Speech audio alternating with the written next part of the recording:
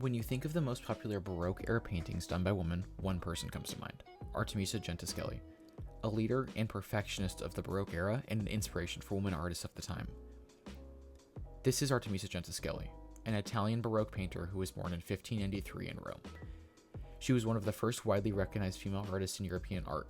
She utilized her own life and her own life struggles in her paintings, often using herself as the main character or creating characters' meaning as a symbol of herself.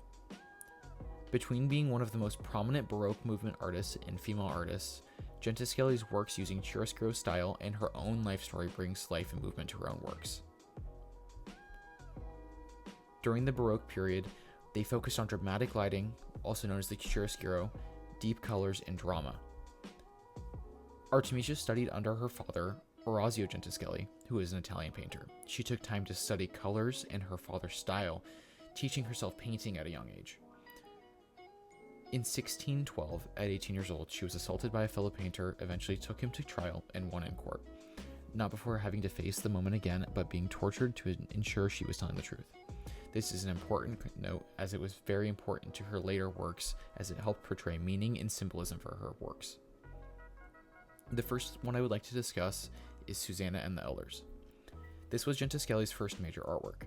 Produced at the young age of 15 years old, she uses an incredible use of fine line and motion in her painting already. In an article written by Silvia Pogoli, she discusses how Gentileschi's piece is almost a statement, going, "Here it is, I can do it, I can paint bodies and create narratives at this age." She uses the deep red on the men's robe and the light blue hues on the silk of the woman to illustrate a light and dark colors. Surrounding her version is paintings the same as hers, but other versions. In her painting, you can almost see her use of style and her touch of the Baroque movement. Gentileschi is often focused more on her paintings on the woman empowerment, as which we can see comparing this to the two other paintings surrounding it. Miek Ball discusses how in this painting, you can see her two-hand pose depicting her intimidation, almost creating the want to escape in the situation she's in. Her version of the painting also relies less on the men and focuses on the woman and their power in the moment. The body of the woman is separated from the men, while only a painting, you can feel her trying to move away, push away, and create distance, all while just being a flat image. Gentileschi at the age of 15 created one of the more empowering and alive versions of this painting. Comparison to the other two, where we see the men almost grabbing onto her to help her, in Gentileschi's we see her trying to escape them. For the second painting, I want to focus on Judith slaying Holofernes.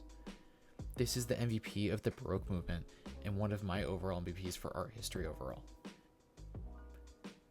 In its simplest form, this is a religious painting where Judith is saving her city from the destruction by Holofernes, but through seduction is able to murder him. But to Gentileschi, this is so much deeper and reveals a deeper and darker message. Her use of the chiaroscuro style makes this painting so much more meaningful and relates it back to her life. In the book A Critique to Rectitude, author Cavero talks about how after Gentileschi's assault and her public trial making her situation known, she decides to use herself in the paintings and focus on many of her own works into herself, and we can see this in this one. It is speculated that she painted this as a way of revenge on her assaulter and a way of getting back at him and the shame and disgrace he brought her family. She uses the deep reds and gem colors such as blue and yellow in the Baroque style while using the chiaroscuro style to portray the weight of the painting. The background is deep, dark, and hidden, while the murder of Holofernes is centered, bright, and bringing attention to it.